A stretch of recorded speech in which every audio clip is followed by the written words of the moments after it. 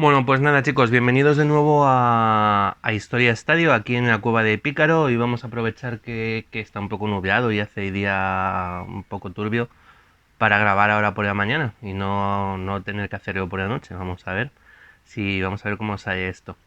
Bueno, habíamos dejado Egipto un poco abandonado, vamos a continuar, bueno, un poco abandonado no, Egipto nunca se abandona, solo se pausa. Habíamos dejado a Egipto pausado y hoy vamos a seguir con él. Hablaremos de los asirios, por supuesto, y vamos a empezar con la antigua Grecia, ¿vale? Con la Grecia arcaica. Así que nada, sin más dilación, entramos. Egipto. Y es que, como habíamos visto en el capítulo anterior, con la llegada de Sesong I, comenzaba la 22ª dinastía de Egipto. Y como creo que ya comenté algo el otro día, va a ser mejor que nos vayamos olvidando de ese Egipto único, grandioso, faraónico, por así decirlo, el Egipto que habíamos visto, de la 20ª dinastía, 19ª, de los grandes reyes como Ramsés o Tutmosis, ¿vale? Las grandes reformas de Akenatón, etcétera, ¿vale? Porque no va a volver así, ¿vale? Nos vamos a encontrar bueno, pues la desaparición en Egipto de estos grandes imperios, de estas grandes obras arquitectónicas, incluso de la propia unidad imperial.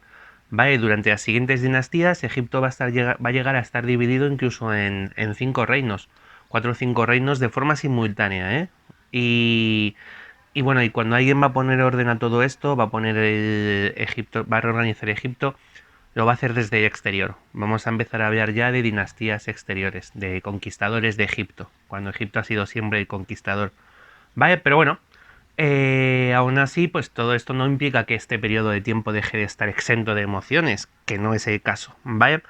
Sesong primero va a ser un gran jefe, un jefe tribal libio de la tribu de los Mashawash, ¿vale? Que se había sentado en torno al año 1000, no Sesong, sino la tribu, en la ciudad de Bubastis, en el Delta, ¿vale?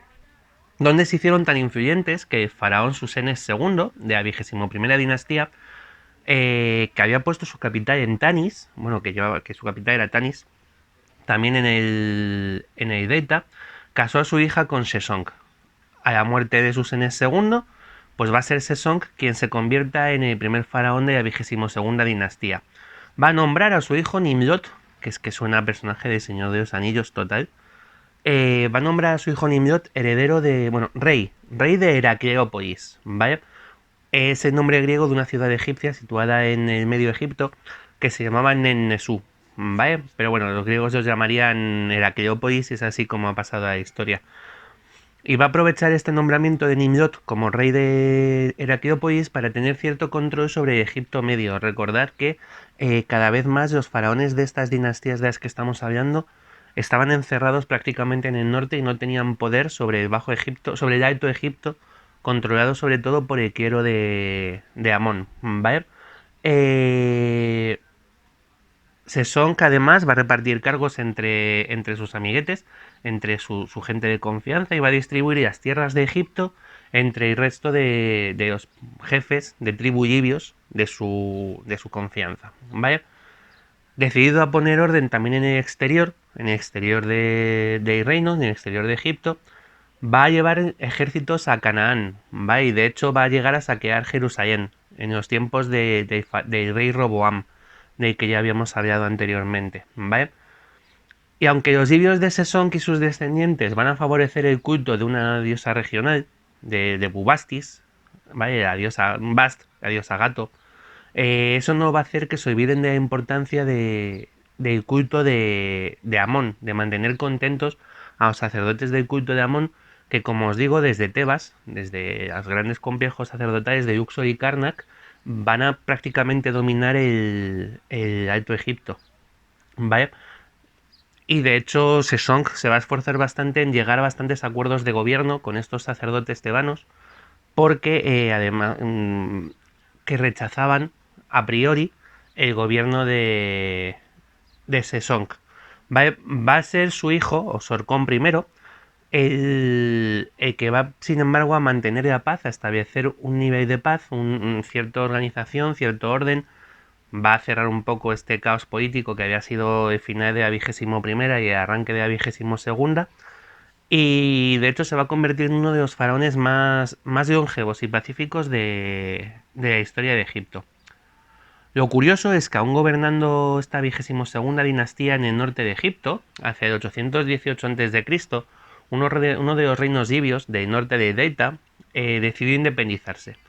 Esto va a ocurrir en la ciudad de Leontópolis, la Taremu de los egipcios, y sería su señor, su rey, el rey de Taremu de Leontópolis, un libio, también llamado Pedibastet, quien, aprovechando algunos problemas dinásticos de la 22ª dinastía en tiempos de Sesong III, se va a proclamar a sí mismo faraón, consiguiendo sorprendentemente el reconocimiento de varios reinos, de varias ciudades importantes como son Heracleópolis, Memphis o Tebas, ¿vale? Lo que va a provocar una guerra civil en Tebas entre los partidarios de Sesong III y los partidarios de este nuevo faraón Pedibastet, ¿vale?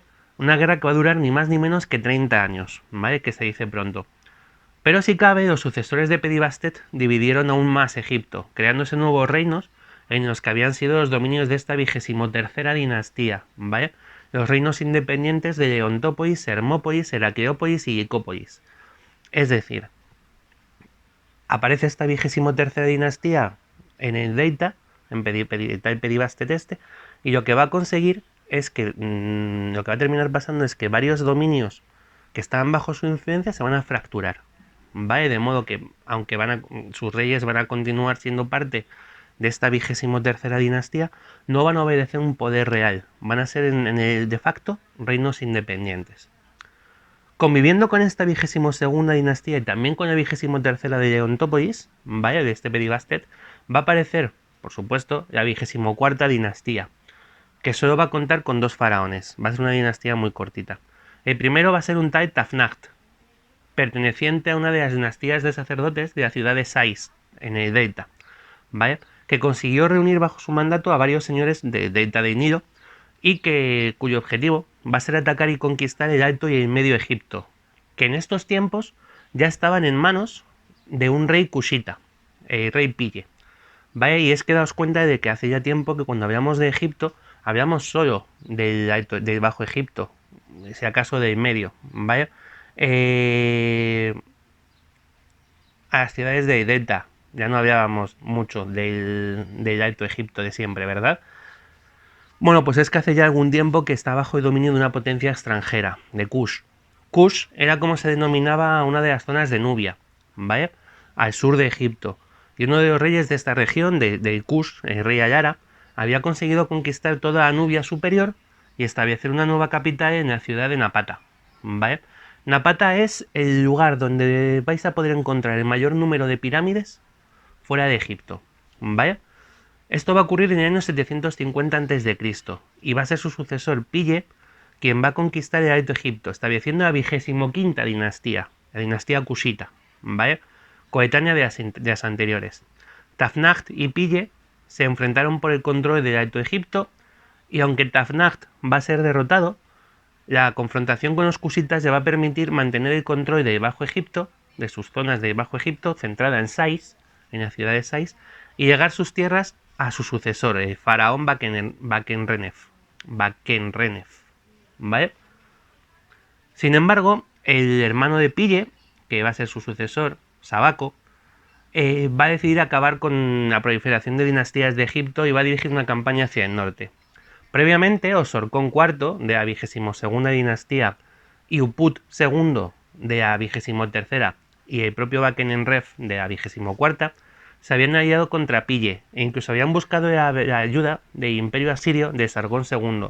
Ya veremos quién era Sargón II. Pero ni siquiera esta alianza de reinos va a poder detener a Sabaco, ¿vale? Que se va haciendo con el control, se va a ir haciendo con el control de Egipto y, bueno, pues tras derrotar y quemar vivo cosas de los antiguos a Bakenenref hacia el 715 a.C., solo va a dejar en Egipto una dinastía de gobernantes. La dinastía 25ª, llamada también dinastía Kushita o de los faraones negros. Y es que el color de los faraones, y de hecho el color de los egipcios a día de hoy, todavía está sujeto a muchas controversias, ¿vale? A ver, hay estudiosos africanistas que lo que consideran Pues eso, varios estudiosos, varios historiadores africanistas, vamos a llamarles así, van a considerar que,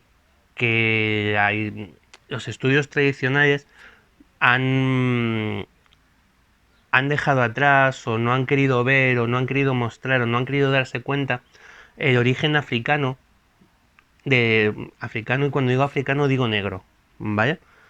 Para dejarnos de rodeos, de Egipto, ¿no? De los pobladores del antiguo Egipto. Y de hecho se ha considerado que esto era una especie de agravio, ya que lo que no se quería dejar ver era que gente de piel negra hubiera podido conseguir pues montar algo tan impresionante como fue el imperio egipcio, o la construcción de las pirámides, etcétera, ¿vale? Frente a esto, los historiadores más tradicionales hablan de un fenotipo egipcio, ¿vale?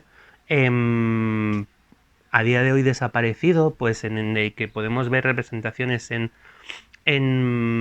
los retratos por ejemplo, de Akenatón o de Nefertiti, ¿vale? De piel rojiza. Lo de la deformación del cráneo se lo hacían ellos, ¿eh? No es que fueran mutantes, sino que consideraban estético tener los cráneos hacia atrás, y entonces desde cuando eran pequeños, cuando eran bebés, se les deformaba, se ponían unas tablas sujetas al cráneo de modo que éste crecía hacia atrás, ¿vale?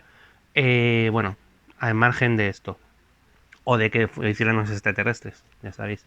Bueno, pues existiría este fenotipo egipcio que a día de hoy parece que hubiera desaparecido, mientras que a día de hoy lo que se considera más aceptado suele ser que los egipcios realmente lo que fueran es pues muy parecidos a los pueblos semíticos, ¿vale? Más o menos pues árabes, etcétera.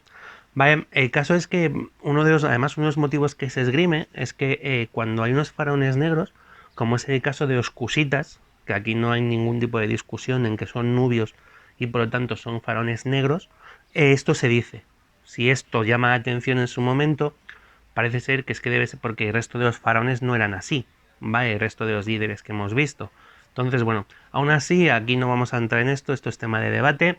A nosotros lo que nos interesa es la chicha, y es que, pues eso, lo he dicho, Sabaco quemó vivo a derrotar al resto de faraones, quemó vivo al que consideraba su enemigo principal, que era Bakenenref, el faraón de la zona de Sais, y comenzó a reestructurar Egipto bajo una única dinastía, la 25ª, la suya, ¿vale? Como hemos dicho. Ojo, estos cusitas, estos nubios, no se van a considerar en ningún momento invasores de Egipto, ¿vale? Nubia estaba completamente egiptizada, vamos a decirlo así. De modo que lo que se consideran son unificadores. Van a llegar para acabar con años de separación entre el Alto y el Bajo Egipto. Y de hecho van a crear un nuevo reino unificado hasta el punto de que Shabaco va a dejar su capital de Napata para trasladarse a Memphis. Y allí en Memphis va a establecer su centro de gobierno. Pero bueno, vamos a dejar a Egipto así como lo tenemos ahora, con los cusitas al frente, que van a interrelacionar con el imperio asirio, y vamos a trabajar un poco sobre los asirios. Así que nos vamos a Mesopotamia.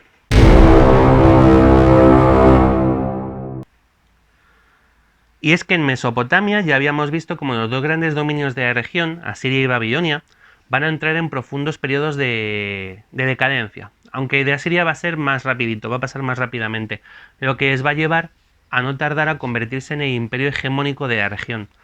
Mientras en el sur se van a ir sucediendo una serie de dinastías babilonias de las que, como ya os dije, sabemos poco o nada, pues los pueblos del mar, etcétera, ¿vale?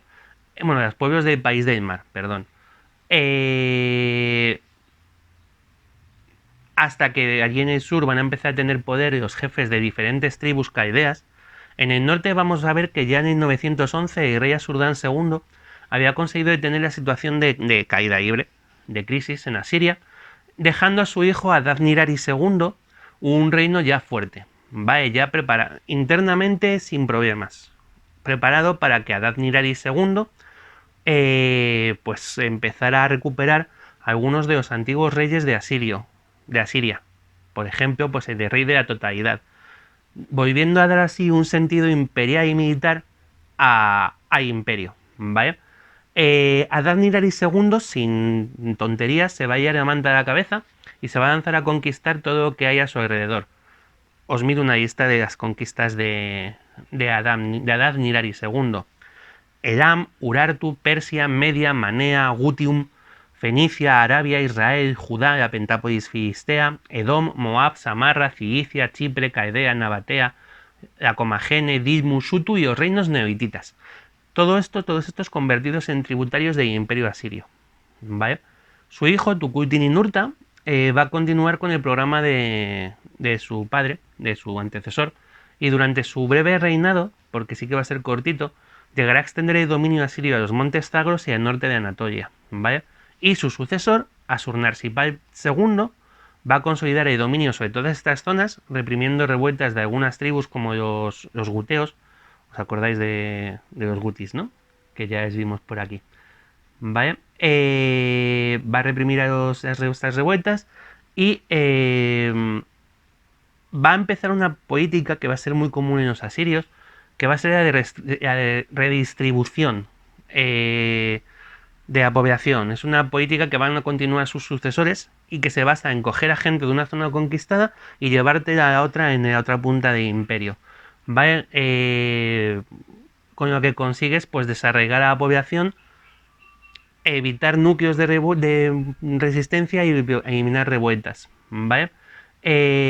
Ashurnasirpal II ha pasado a la historia como uno de los reyes más brutales y violentos que han existido. Realizó al menos 14 campañas militares y se construyó una nueva capital para el imperio asirio, la llamada Kalu, o que hoy se conoció como Nimrud. ¿Vale? Una de las cosas que ayudó a los asirios a hacerse con todo este nuevo imperio fue precisamente la política de Adad-Nirari II de dirigir su conquista hacia zonas con grandes minas de hierro, ¿vale? Lo que permitió que los asirios se hicieran con tal cantidad de hierro que cambiaron por completo sus métodos de guerra. Consiguieron incluso construir las primeras grandes máquinas de guerra, eliminando la necesidad de largos asedios para tomar ciudades, ¿vale? Pues evidentemente el dominio asirio tampoco va a ser una balsa de aceite, va a tener vaivenes. Más desde interior que desde exterior. En el exterior no había Cristo que plantara la cara a la maquinaria de guerra asiria. ¿Vale? Y como he dicho, llegaron a cobrar tributo a los propios reinos de Israel y de Judá. El sucesor de Ashurnasirpal II, Salmanasar III, acabó con el reino neohitita de Carquemis. Recordad, cuando los pueblos del mar llegan a Oriente y provocan la caída, entre otras cosas, del imperio hitita, quedan algunos pequeños reductos hititas, que son estos llamados neohititas. El más importante era el de Carquemis, y bueno, pues es Salmanasar III quien acaba con el reino de Carquemis. ¿Vale? Y en sus últimos años de reinado, este Salmanasar III se va a encontrar con una rebelión interna, un golpe de estado o un intento de alzamiento protagonizado por su propio hijo, Ashur-nadin-aplu, ¿vale? Que reunió a 23 ciudades asirias a su lado, aunque la rebelión como tal no iba contra su padre, no iba contra el emperador, sino contra sus gobernadores, ¿vale?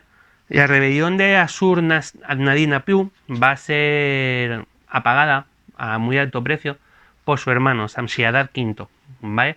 Que va a ser quien va a suceder realmente a Salmanasar III y que va a tener que lidiar con las consecuencias de esta rebelión, ya que se va a encontrar con revueltas en Babilonia, la Media, Persia, los arameos y los neohititas, que habían aprovechado este tirón de conflictos internos en Asiria para tratar de librarse del yugo de los asirios. Shamshi-Adad V, de hecho, se va a pasar su gobierno intentando apagar estos alzamientos, y su esposa va a ser la reina Samuramat, ¿vale? Que se ha identificado con la mítica Semiramis de las leyendas griegas, una mujer que sabía de todo y que habría sido la constructora de los míticos jardines colgantes de Babilonia, aunque realmente no hay pruebas históricas de esta relación. Sí que es cierto que cuando Shamshi-Adad V muere, su hijo Adad-Nirari III no es más que un niño, ¿vale? De modo que va a ser su madre, Samuramat, quien va a gobernar como regente hasta la mayoría de edad del peque, siendo, creo, si mal no recuerdo, probablemente la primera mujer que se hace con el control de Asiria, ¿vale? De la potencia militar de Asiria.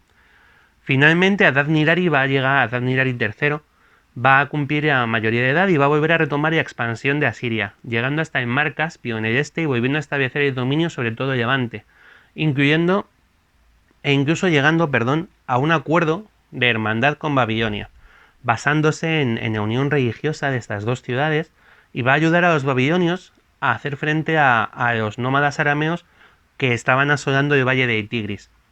Adad-Nirari III va a morir muy joven en una campaña militar, y por primera vez en más de un siglo el imperio asirio va a parecer debilitarse, ¿vale? Ya que ninguno de los hijos de Adad-Nirari III va a parecer tener el empuje ni la capacidad guerrera que habían tenido sus antecesores. Así que durante sus sucesivos gobiernos, pues hubo varias zonas que van a conseguir apartarse del control asirio, como el reino de Urartu, por ejemplo.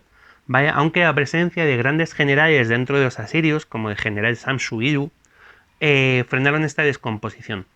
Salmanasar IV, Asurdán III y Adad-Nirari V van a pasar por el trono asirio con más pena que gloria y teniendo que hacer frente a revueltas, alzamientos, plagas, enfermedades, eclipses del fin del mundo, de todo, hasta que finalmente va a aparecer un nuevo rey, bueno, el último de estos reyes, Asur-Nirari V, va a ser derrocado en un alzamiento militar que va a subir al trono de Asiria al rey Tiglat-Pileser III. Según algunos, puede que Tiglat-Pileser III fuera otro hijo de Adad-Nirari II, ¿vale? Con lo cual habría una continuidad dinástica, pero también hay quien defiende que no tiene nada que ver con la familia real y que va a ser un usurpador de alguna dinastía militar.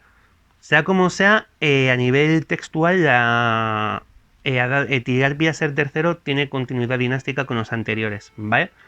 Y sea como sea, está considerado uno de los generales más exitosos de la historia y se considera fundador del imperio neoasirio, que ya en su primer año, así en su primer año de gobierno, va va a acabar con todos los problemas interiores de Asiria y se va a marchar de picos pardos guerreando contra arameos, caldeos del sur, protegiendo Babilonia, que se había convertido en un protectorado de una especie de ciudad santa para los asirios.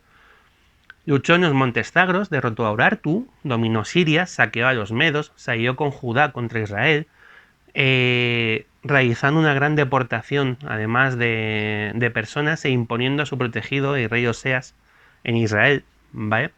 Y con este imperio asirio recuperado, Tiglat-Pileser III, ni corto ni perezoso, se va a nombrar a sí mismo rey de Babilonia, ¿vale? Donde va a tomar el nombre de Pulu, con el apoyo de los sacerdotes de Marduk, y va a iniciar una nueva política de doble monarquía, vinculando y unificando las que habían sido las dos grandes potencias mesopotámicas, Asiria y Babilonia, ¿vale? Continuamos con el imperio asirio un poco más adelante, pero hoy vamos a pasar a hablar de Grecia, ¿vale? Grecia, los Juegos Olímpicos, las primeras polis. Vamos con ello. Y es que para terminar hoy vamos a volver a Grecia. Ya habíamos dejado a los futuros griegos pues bastante abandonaditos después del fin de la civilización micénica, sumidos en la llamada época oscura, ¿vale? Ya que de lo que pasó en aquellos años sabemos pues entre poco y nada. Más allá de que las nuevas poblaciones ya controlaban el hierro y que el territorio se distribuyó entre diversas tribus de origen indoeuropeo. Los dorios, recordéis que ya hablamos de ellos, los heráquidas, los hijos de Heracles, los descendientes de Heracles, pues estos dorios, los jonios, los eolios, los arcadios, etc. ¿Vale? Estas tribus van a vivir en principio en aldeas aisladas, pero con el paso del tiempo van a comenzar a crecer, transformándose en ciudades-estado, en las ciudades-estado griega que van a recibir el nombre de polis, ¿vale? La típica polis habitual es una ciudad amurallada con una acrópolis en alto, donde van a estar los palacios, fortalezas, etcétera, y los templos más importantes. Aún así, va a haber polis como Esparta que no sigan este modelo, ¿vale? Que Esparta no tenía ni murallas, ni falta que les hacía, que eran muy brutos y los podían a todos.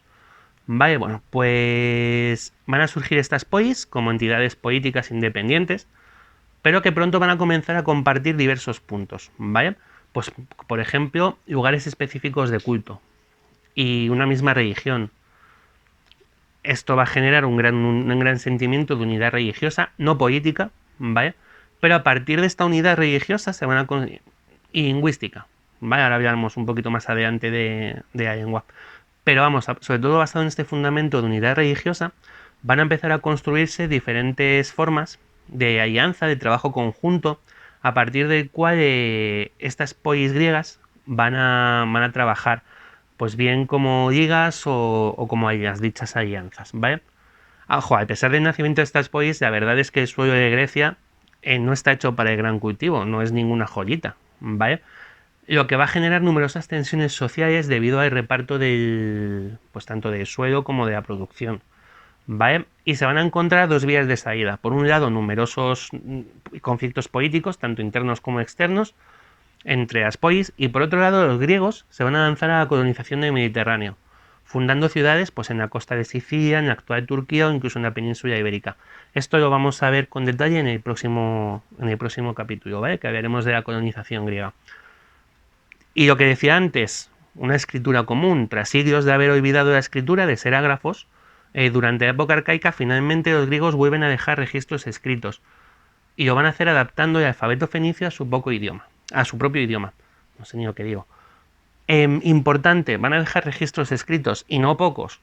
¿Vale? Es decir, a lo mejor ahora en época arcaica menos, pero vamos a encontrar el filón de lo que es todos los textos griegos que existen a partir de este momento y que nos van a permitir conocer muy bien la cultura de las diferentes culturas de las polis de Grecia. Se considera que el inicio de esta época arcaica de Grecia es el año 776 a.C. ¿Por qué? Por los primeros Juegos Olímpicos. Así que si lo queremos ver en paralelo con el resto de lo que estamos viendo, mientras en Grecia se celebran los primeros Juegos Olímpicos, Egipto se descompone cada vez más y todo Oriente Próximo está o casi en manos del Imperio Asirio. ¿Vale? Estos primeros Juegos Olímpicos van a tener un carácter religioso y se van a celebrar en la ciudad de Olimpia, de ahí el nombre de Olímpicos, ¿vale? En el santuario de Zeus Olímpico. Ya desde el principio parece que se realizaban cada 4 años. Estos de 776 a.C. serían los primeros y los siguientes ya son en el 772 a.C., ¿vale? Y de hecho esta medida de tiempo de 4 años entre los Juegos Olímpicos va a ser una unidad de medida de tiempo en la antigua Grecia. Ojo, los Olímpicos no son los únicos juegos panhelénicos o griegos que se celebraban, ¿eh? Existían otros, y algunos de ellos mucho más antiguos. Los Juegos de Nemea se tiene constancia de ellos desde 1200 a.C., pero sí que van a ser los más importantes y los que finalmente van a pasar a la historia, como ya sabéis. A los Juegos Olímpicos van a acudir representantes de las ciudades y reinos de toda Grecia, y eran tan importantes que si había alguna guerra, lo cual era muy frecuente en esta Grecia antigua, esta quedaba pausada hasta la finalización de los eventos deportivos. Es la llamada paz olímpica, ¿vale? Y ya antes de empezar a hablar de colonización, que lo veremos en el próximo programa, vamos a hablar de origen mítico y real de 3 de las ciudades más importantes de Grecia, que son Atenas, Esparta y Tebas. ¿Vale? Empezamos por Atenas, que según la mitología está fundada por un rey mítico llamado Cécrope, que una vez estuvo fundada, pues hubo 2 dioses que se disputaron su patrocinio. Serían Atenea y Poseidón, perdonad. Cécrope, para decidirse por qué rey, por qué dios iba a ser el patrón de la ciudad, pues pidió un regalo a los 2 dioses. Y el que se hiciera el mejor regalo sería el patrón de Atenas, ¿vale? Poseidón golpeó con su tridente en una roca en la Acrópolis y de allí brotó una fuente, y Atenea hizo que creciera un olivo, ¿vale? Los atenienses decidieron que molaba más el árbol, que les gustaba más aquello de que diera sombrita y tal, y las aceitunas. Así que Atenea se convertiría en la protectora de la ciudad y en la que pondría el nombre de Atenas. Hay quien dice, o según este cuento, esta historia tradicional también, se supone que los hombres de Atenas eran más partícipes de que fuera Poseidón el protector en lugar de Atenea, pero que el voto lo ganaron las mujeres, con lo cual efectivamente Atenea se convertiría en protectora de la ciudad, pero los griegos, los atenienses, prohibirían votar a partir de ahí a las mujeres, les impedirían participar en cualquier proceso de voto. ¿Vale? La vida. Hay muchos mitos sobre reyes míticos de Atenas, ¿vale? Está Egeo, está Teseo, pues van a participar en muchos de los mitos griegos, como la historia de Teseo y el Minotauro. por ejemplo, pero no hay participación ateniense en la guerra de Troya, lo que es curioso. A nivel arqueológico tenemos pruebas de ocupación de la Acrópolis de Atenas ya en el Neolítico, desde el año 3000 a.C. aproximadamente, aprovechando los ríos que hay en la zona, y va a ser una ciudad importante durante la época micénica. De hecho, como ya dijimos en su momento, va a ser la única ciudad que no va a ser destruida y saqueada cuando sí que fueron ciudades como Argos o Tirinto, vaya, o la propia Micenas, manteniendo así los atenienses que ellos han sido jonios puros, que no tienen, ellos no tienen sangre doria, por así decirlo, ¿vale? No van a tener influencia, vamos, de otros pueblos, son jonios, continúan siendo jonios. Aún así, por lo que sea, Atenas perdió todo su poder y su importancia después de la época micénica, y va a volver ya en los tiempos previos a los Juegos Olímpicos, contando con la ventaja de su emplazamiento. Pues va a dominar la zona alta de Acrópolis, fácil acceso, y va a tener fácil acceso al mar a través del famoso puerto de Pireo, algo que va a suponer una ventaja directa frente a otras polis, ¿vale? Tras ser gobernada por una serie de reyes míticos, en el año 1068 y durante las invasiones dorias, su rey Codro va a morir sacrificándose para salvar la ciudad, por lo que los atenienses, a modo de respeto hacia este Codro, van a decidir no tener más reyes, siendo conocidos a partir de ese momento sus dirigentes como arcontes. ¿Vale? Atenas tenía una notable clase noble, los llamados eupátridas, cuyos miembros se van a reunir en el Areópago de la ciudad para tomar decisiones políticas y dictar leyes. Y entre 1068 y 753 a.C. nos vamos a encontrar con que estos nobles, que son quienes deciden al arconte, van a votar un arcontazgo vitalicio. El que era arconte para toda su vida. Pero a partir de este momento, a partir de 768 y de arconte a Ecmeón, se va a decidir que el arcontazgo deja de ser vitalicio y pasa a ser cada 10 años. ¿Vale? Y esta es de Atenas, que participa en los primeros Juegos Olímpicos y que, bueno, ya que seguiremos hablando. Porque vamos a pasar a Esparta. Esparta no es la típica polis griega. Hablamos de ella aquí por su importancia, pero no es la típica polis griega. ¿Vale? No hay nada comparable a Esparta en el resto de Grecia ni probablemente en el resto del mundo.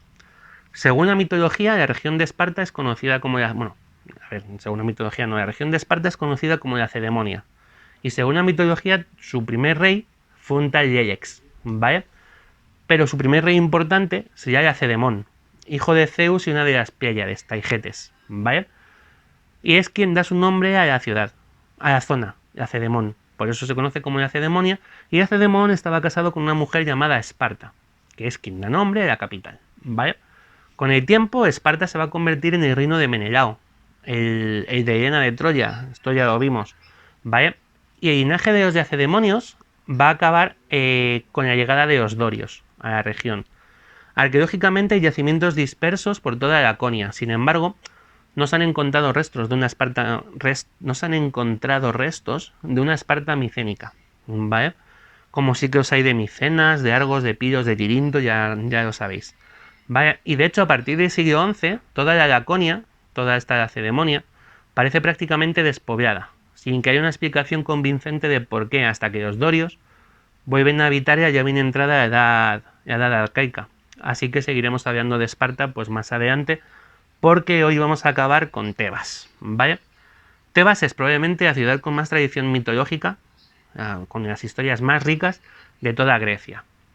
Si en Atenas había reyes heroicos, como Teseo, en Tebas vamos a tener toda una dinastía con dramas que los escritores griegos van a recrear una y otra vez, dando lugar al que para mí es el ciclo más interesante de la mitología, de la literatura griega, ¿vale?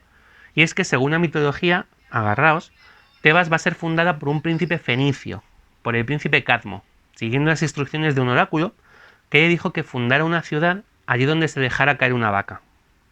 Cosas de los oráculos. Y así lo hizo, oye, siguió una vaca, la vaca se tumbó donde él fundaría Tebas, ¿vale? Cadmo se casaría con Armonía. Armonía era hija de Ares y Afrodita, ¿vale? Entre sus descendientes estaría, pues, Yayo. Ahora volvemos con Yayo. Recordad que, si recordáis el vídeo de mitología griega, Ares y Afrodita estaban liados, pero Hefestos era el marido legal de Afrodita, ¿vale?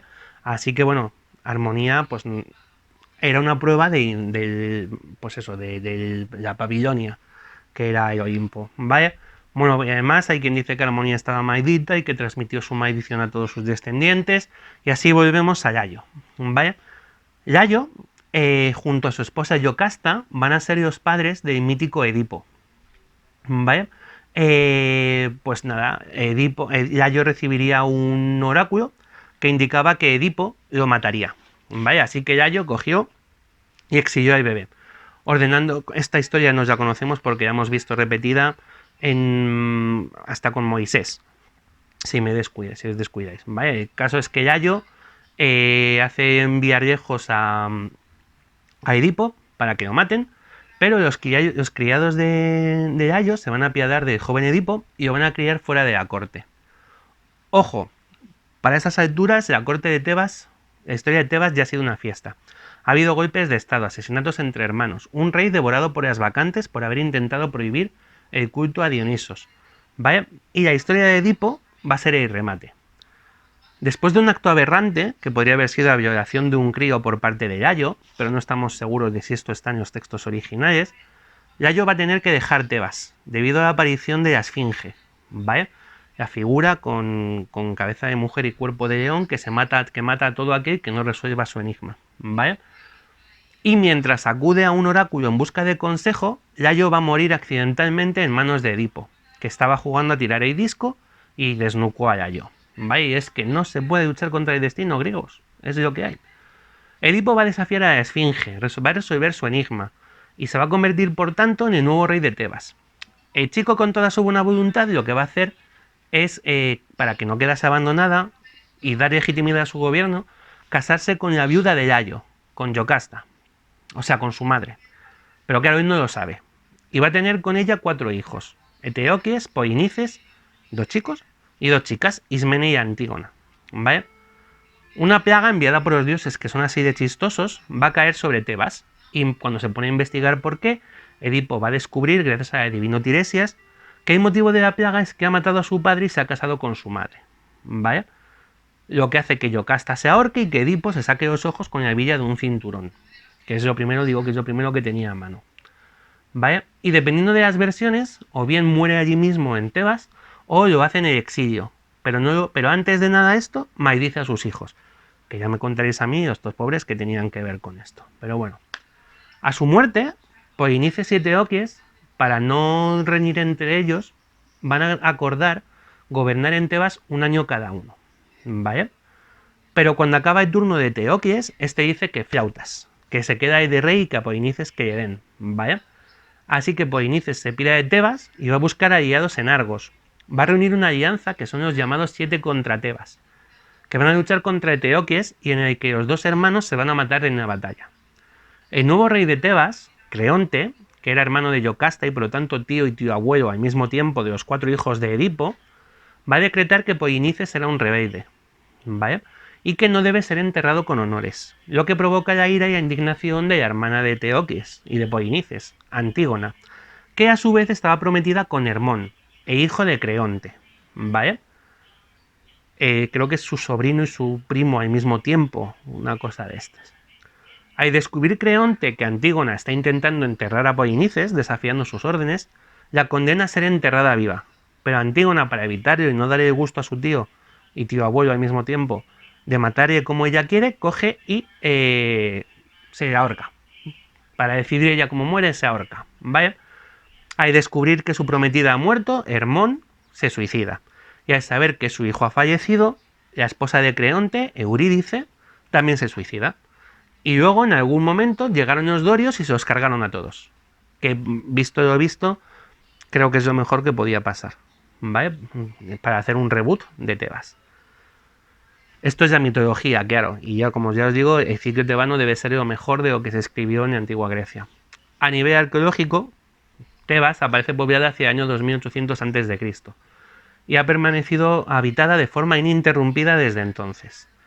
Después de ser destruida a finales de la época micénica, fue reconstruida por los nuevos habitantes de la región, los beocios, y se convirtió en la ciudad más importante, en la polis más importante de toda esta región, la Beocia, y estaría a la altura de ciudades como Esparta y Atenas, ¿vale? Y aquí vamos a dejar hoy, ya tenemos presentadas a las protas de la futura historia de Grecia, las 3 ciudades protagonistas. Así que nada, pues nada, ya sabéis lo de siempre. Si os ha gustado, like, campanita, suscribiros para no perderos estos episodios. Podéis visitarnos en redes y en Facebook tenéis el índice de todo lo que hablamos aquí. Y nada, pues espero que os haya gustado como siempre y nos vemos en la próxima. Salud.